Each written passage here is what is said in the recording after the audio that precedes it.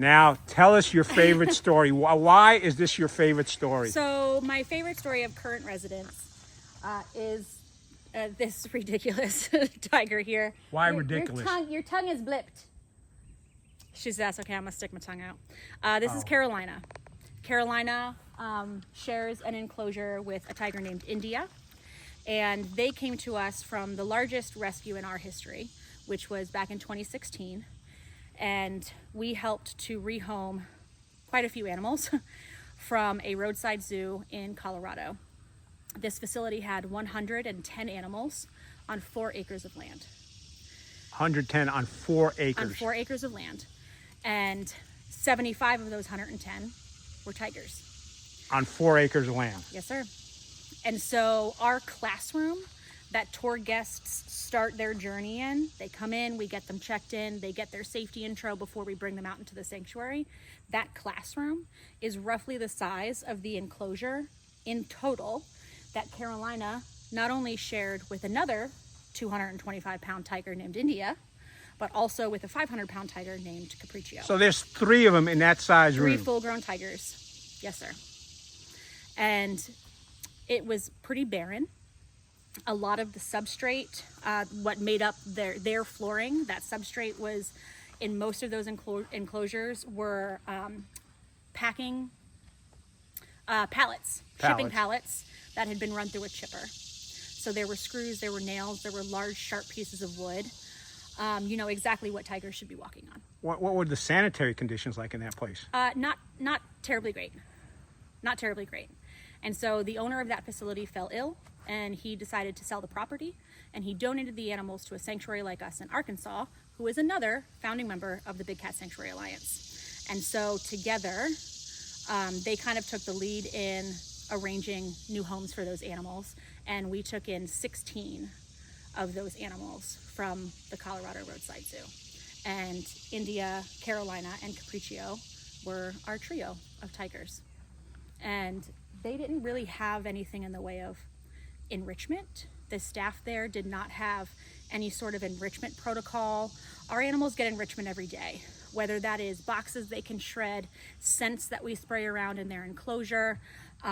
Our volunteers are excellent at going into our enrichment closet and picking something fun. We've got one of those inflatable T-Rex outfits that our volunteers may put on, not on a day with temperatures like this. You're a walking meal right there. It's enrichment. All right. And so they'll walk around. Some of them get really into it and do little dances. But the tigers may come up, the small cats may come up and be like, what is this? It's all new. It's all novel. It's something that they can choose whether or not to interact with. Do you throw Halloween parties for these things, for the animals? We have enrichment tours in the holidays. Oh, okay. Where guests can come in and see holiday-themed enrichment be given out to at least 2 enclosures on the tour that they go on. And then, of course, we have enrichment snacks for the people after as well. Not boxes for them to shred. Generally, they are enrichment items of the edible variety. How old is Caroline? You said she's been here since 2016, is that correct? Yeah, she was 6 so she's at when least we 9. got her in 2016. Okay. And so with them, because they had so little enrichment in their lives before they came here, one of the things that we always do when we ready our quarantine building for new residents, which these were at the time, go get her. She said, they broke away from the crowd, I shall stalk. Carolina. Yeah. One of the ways that we prepare our quarantine building for new arrivals is we provide them with straw. Straw is for insulation, it's for funsies, it's a place that they can pee, it's easier to clean up. And it's just something that can give them something to enjoy in their environment. Come on. And she was the first one that we offloaded from the transport truck. Good morning. So she's doing the same thing, what's his name was doing at the other spot. Yes, yeah, so she's a pretty social girl.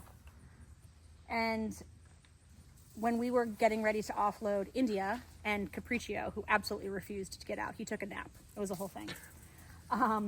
We just heard this like loud shuffling in quarantine, and we were like, what is she doing in there? And we went and kind of peeked in, because, you know, we try to give them space and privacy when they first arrive to settle in. She was like, I do not need that space. I do not need that time. This is my new home and I already love it. She had buried herself in the straw up to her chest and shoulders and her mouth was open, her eyes were bright, and she was just shuffling around. There's nothing in the straw. It was just straw. Something as basic as straw literally made her day. How big was your smile when you saw that? Pretty huge. Pretty huge. And that's something that all of our animals get. Something as basic as straw made her day. All right. And so we get to see that transformation. They're all here because at some point humans let them down. And now we get to be the ones to spoil them. Now you mentioned sometimes your volunteers go around spreading scent. When you say that, they're not rubbing up against the thing or peeing on the fences, are they? They are not. Our volunteers are not permitted to pee on the fence. In fact, it's one of the tour rules is that you cannot use the restroom in the sanctuary. Okay. Scent enrichment for us can be anything. It can be perfumes, colognes, body sprays, extracts. If you got gifted or re-gifted something at the holidays that you think smells horrendous, bring it on over. All right, folks, you heard that. They don't only want dead deer, but they want the perfumes you got from a relative you really don't want. Bring us the stinky stuff. Yeah, the stinkier the better. So we've got everything from Obsession, Calvin Klein's Obsession, to Axe and Victoria's Secret. Axe body spray. Oh my gosh. I know. I thought that had gone away a long time ago. Oh, Axe is still around? It has not. It is alive and well at Carolina Tiger Rescue. Historically, our ocelots, which is another species of small cat that we had from a number of decades. We don't currently have any ocelots, but historically, those are the cats that just live to Axe. roll in Axe body spray. All right. So we've got all sorts of, again, perfumes, extracts, body sprays. We've got some Drakkar in there, going old school. We've got Old Spice. Oh yeah, absolutely. Absolutely. So listen, you guys out there that are old enough that still have that stuff sitting in your cabinet, medicine cabinet for 20 years, bring it out here. Bring it on out. Or the wife of that guy, bring it out here and don't tell me you brought it out here. I got a question. Going back to scents. Yeah. Let's say you were to move Caroline out for whatever reason and you were to put a new tiger in here. What's the process? Because I would assume that she's got her scent all over the place. She does. That ends up literally just being enrichment for the animal in that enclosure. Oh, really? Okay. Yeah. So they kind of just come in and just sniff around and Rescent everything. Yep, absolutely. It's just enrichment. So a lot of the, like the small cats, there's smaller movable platforms or cots that we have for them. We can move from one enclosure to another. And that's another simple, we're already using it, simple form of enrichment that can really make an animal's day. All right, so that's like with my dog. If he smells somebody else's scent, he decides to rescent it. Okay. Yes, you come home, your cats meet you at the door, you kick your shoes off and they're rolling around on your shoes. Yeah, they might have missed you, but really your shoes don't smell like them anymore. Oh, and I got it. They're the truth behind. They're rescenting your shoes to smell like them. So there's horse whisperers, and we now have a tiger whisperer. Oh, I would not. I will chuff with a tiger, but I certainly am not a tiger whisperer. But their body language is pretty clear, often enough that you don't have to be a tiger whisperer to know if they want you to stay or leave. So, folks, you got to hear the happy story, and even 2016, that's 9 years ago, Caroline's still checking it out, scenting around, and seems to be a happy kitten. She is. She's a pretty girl. And then India's over here. I don't know that we'll see her, but we're making our way to the wolves still. Now, do you put the names up on the cages so it's easier for volunteers and for tour groups to kind of associate? These name tags, yes, are for visitors and guests. These are for our team members and for safety. So any one of our team members knows how to read these tags, and it will tell you the species, the name, the sex, and the birthday of each animal in that enclosure. So Carolina's tag is here, India's tag is here. They're a few months apart. It also tells you which enclosures or shifts that this safety cage gives you access to. And last, but might be most importantly, is it tells you the aggression level of the animal living in that habitat. So when it says animals must be shifted, that means? You cannot go in with them under any circumstance. Gotcha.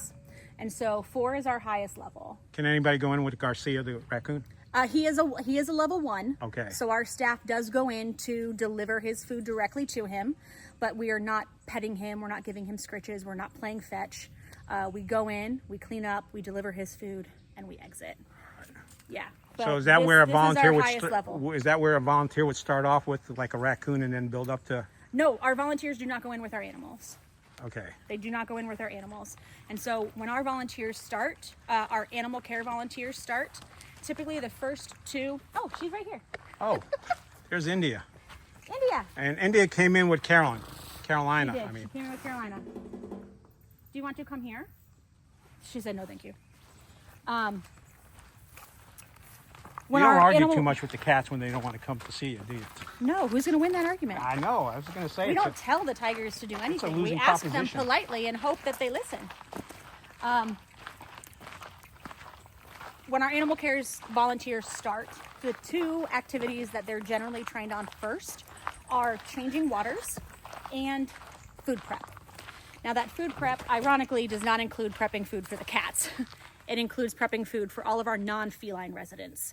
So we have, I know you're gonna ask, but I promise I'll get to it. We have kinkajous, we have coatamundis, we have our raccoon, we have, oh my goodness, who am I missing? Oh, and we have, don't tell Fabio, I forgot him. Fabio. We have Fabio von Prickles. His ears are probably burning right now. I don't even know who Fabio is. We or have what Fabio von is. Prickles, who is our African crested porcupine. Oh, okay. And so those are the animals who have to eat every day. They have higher metabolic rates, they have different nutritional needs than our cats, and so their diet gets prepped every day, and they get fed every day, while our cats have fasting days. Gotcha. But yeah, waters and food prep are the two things that happen every day, regardless of what's going on. Okay, I got a question. Looking back at that enclosure, it looks like it hasn't been mowed and there's just tall grass in there. Reason for that is? So mowing around here is like painting the Golden Gate Bridge.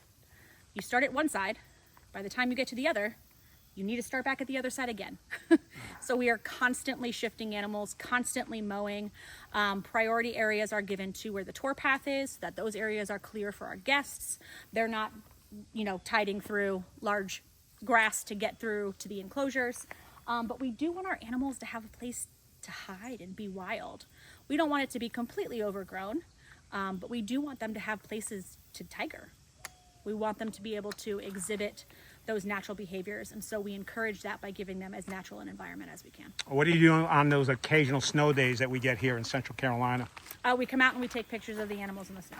And what's most of the animals' reactions to snow? If you're our lion, Roman is dramatic about everything, and he oftentimes will just step in his own footprints and pick his own path, and he's like, it's cold, get it out of my life. They will roll in it. They'll roll in it. We'll make snowmen for them inside the enclosures and stick meat inside of it so they get to tear down the snowmen. It's just another opportunity for enrichment. Snowmen for the tigers. Yeah. Yeah. But our small cats get heaters in their den boxes for the winter. Right, is that a big ball out there that the cat gets to roll on? It is. It is. That is a toy specifically made for large carnivores and large animals like tigers. And what's that made out of? Really thick plastic. Oh, is that what it is? Okay. Really, really thick plastic. It does not come with the scratches. Those are made by our residents. But they will eventually age and pop. They don't pop. It's not like they're blown up. Oh, okay. It is a hard plastic Oh, gotcha. ball. Yep. So we're going to come over here.